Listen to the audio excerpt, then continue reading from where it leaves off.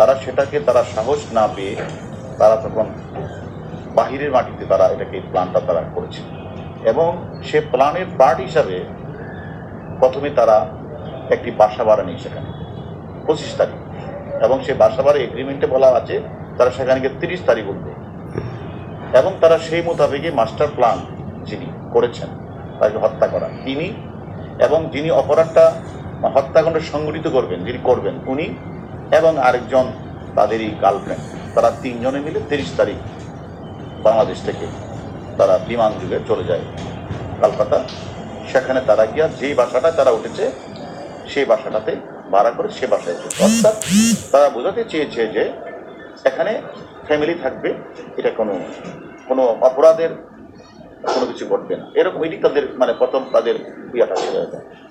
এবং তারা ঠিক 2 মাস যাবত আবার এটাও খেয়াল রাখছিল যে কোন সময় আমাদের যে ভিকটিম তিনি কলকাতা দেখ, উনি কলকাতা মাঝে মাঝে যান, আগেও যে অনেকবার গেছেন, এবং উনি অনেকদিন ছিলেনও এক সময়, ওনার কিছু বন্ধু বান্ধব আছে।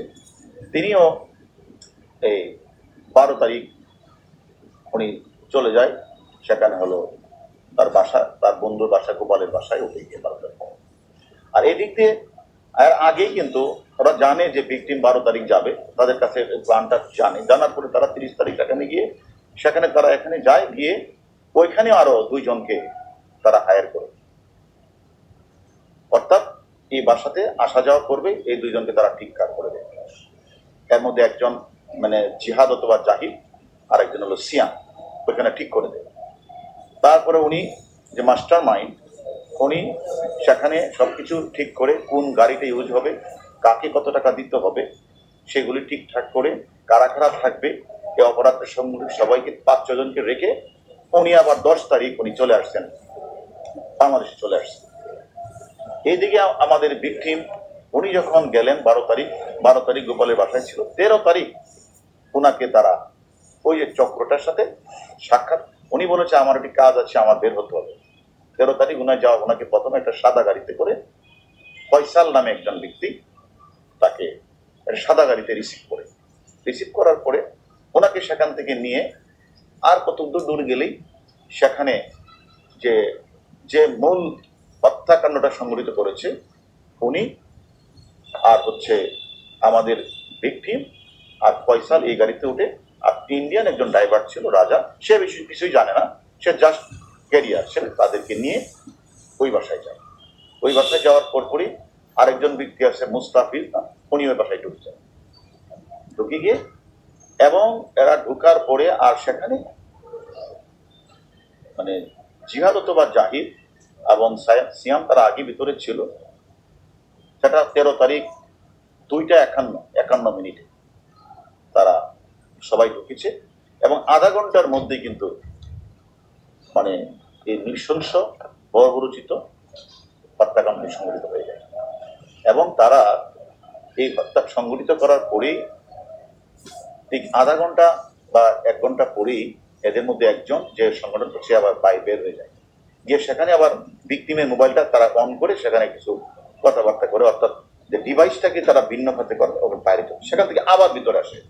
এসে তারা এটা আপনাদের বললে মানে এটা আসলে বলাটা আমাদের সকলের জন্য অত্যন্ত একটা কঠিন বিষয়, যে তাকে তারা মানে মানে তাদের প্ল্যানটা ছিল এরকম যে তারা একদিকে তারা বিদেশের মাটিতে হত্যাকাণ্ড সংঘটিত করবে, এবং লাশটাকে এমন ভাবে গুম করা হবে যাতে কেউ কোনোদিন খুঁজে না পায়, যার কারণে তারা মানে বিভিন্ন পার্টে ভাগ করে ফেলেছে, অর্থাৎ হাড্ডির সাথে মাংস আলাদা করে ফেলেছে, এবং সেটা একটা সুটকেসে করে, গ্রে কালারের সুটকেসে করে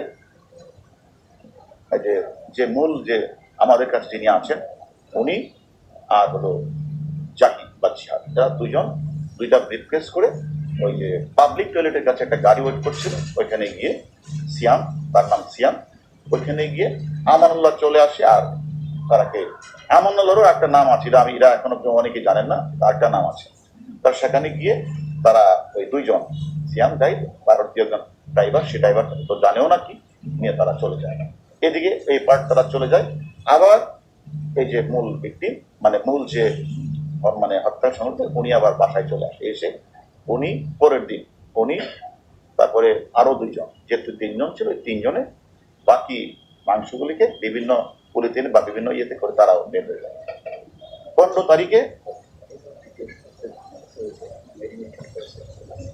এবং এবং আরেকটি বিষয় আপনারা জানা রাখা উচিত, যাতে এইভাবে যে তারা যে এগুলি যে মাংসগুলি নিচ্ছে, যদি পথে কেউ ধরে তখন এটার মধ্যে তারা মানে হলুদের মশলা দিয়ে তারা করে নিয়েছে।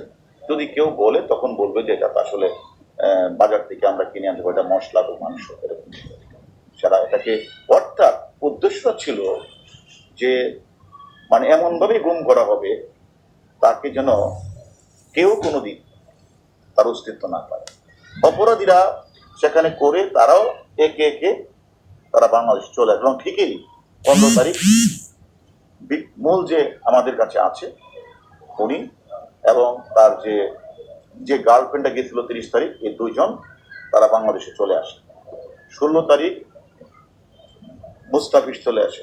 এভাবে পর্যায়ক্রমে ওরা যখনই বাংলাদেশে ঢুকে পড়েছে ঠিক তখনই যে মাস্টার মাইন্ড উনিও 10 তারিখে চলে আসছিল। ওরা যখন বাংলাদেশে একে একে ঢুকে পড়েছে উনি তারপরে বিস্তা এয়ারলাইন্সে দিল্লি থেকে 2 ঘন্টা ট্রানজিট নিয়ে উনি কাঠমান্ডু থেকে কোথাও চলে যেতে পারে এবং চলে গেছে।